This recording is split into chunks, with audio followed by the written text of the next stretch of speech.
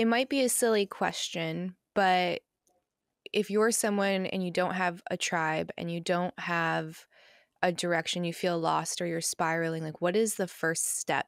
How do you even begin to find, because friends are hard enough to find, let alone a tribe member. Those are very different things. Yeah, So what is the first step? that is a really Or great like, question. yeah, or like a program, or like a, If they're obviously wanting you that have a connection, great group, but yeah, yeah, look, there's what's, so many organisations now for people to connect with. Again, so many cool things. So it's one of the great thing with social media too. We don't just have retreats. We've got free Facebook groups with men. There's so many things so many things that we have within our company for people to come and connect with other people with. Though, if you're truly wanting and craving connection, like I guess ask yourself, be honest with yourself to begin with. Are you doing everything in your power to find that connection? Because a lot of people will sit at home, and this is the power of accountability too, because a lot of people will sit at home saying they want connection, but they'll sit on their iPad or PlayStation for 8 hours a day going, I wish I had someone to meet, and not actually put in the effort to go do that. So like be real with yourself first. Start asking yourself the questions. What am I doing to better myself? What am I doing to get this connection? Am I actually connected to myself? mhm. So, honesty and accountability to begin with first up, and then put in the effort. Because I'm going to say that probably 90% of people that aren't having connection with other people aren't actually putting in the effort to get that connection. Yeah, and I think just based off of your videos, and there's something that's really sacred and important of being in a male only space as a man, and I know that that's true for me as a woman. It's because of that polarity. It's almost like you need that space that is just for you guys or just for us to be able to fully express or have someone be able to truly empathize with us. Mm. And again, my experience with a lot of men is they have a huge fear around being able to express themselves in front of a woman. Yeah, And maybe because they've been around what I would just say is a girl, because I don't think a woman is going to run the other way if you show emotions, like that's an yeah, immature female. But maybe they've had bad experiences in the past that have in a weird way created this unconscious bias for them. But I think it's really important for every man to have like a solid male group, and if you don't have one, to just start building that immediately. I agree wholeheartedly. Um, and then letting yourself be seen and heard in front of those men too.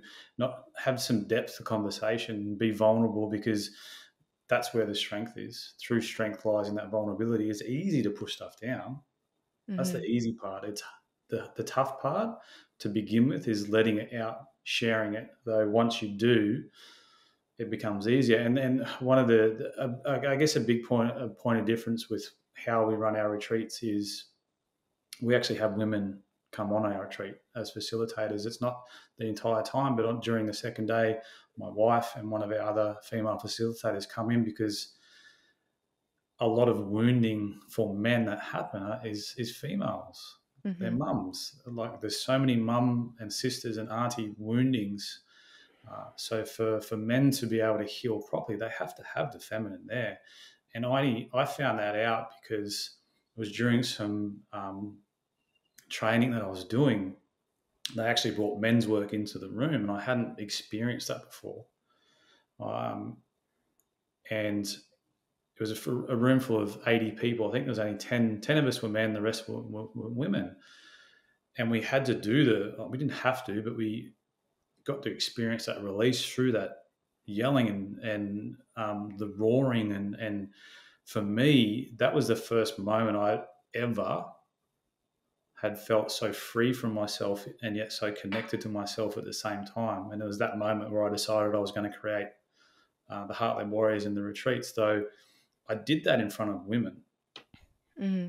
and they got to receive um, my masculine energy, and they loved it. And there was a point where we received an apology from women, And that just, it wasn't from the people that I felt hurt from in my past, but the feeling of it was there. And as soon as that happened, I'm like, this is going to be part of our retreat. We're going to have women there, and there's going to be an apology on behalf of women that have hurt them in their past. And even though it's not for them, from the people, from the women, they're going to get that and they're going to feel that, because it's going to help them move past that and forgive and grow. So it's a huge part of what we do, and we do the same thing on our women's retreats. The men come in and allow that to happen for the women as well, because for a lot of women, there's no safety in the masculinity.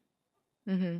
So, and to have two men, myself and one of our facilitators, come in that do sit in their divine masculine, and they get to feel that safety, feel held, feel supported.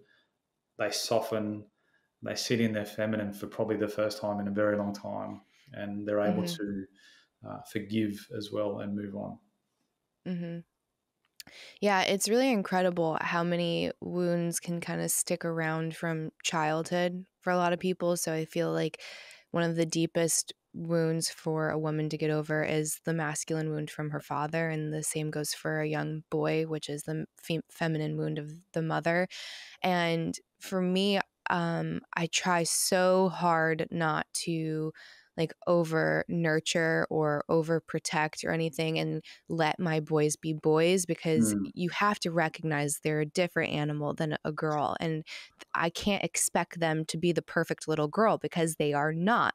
So when I put these expectations on them to be quiet and not climb and not roar and not wrestle, like that is the worst thing I could do as a mom. So sometimes it's hard because you want a clean house and sometimes you want it to be quiet, but like, no, I have to honor this very real part of life, which is these two wild little things that, I have to help be the best version of themselves. But I do think for a lot of women, and I see it on playgrounds, I see it at schools, it's like they're taking their boys and they're trying to make them the perfect little girl.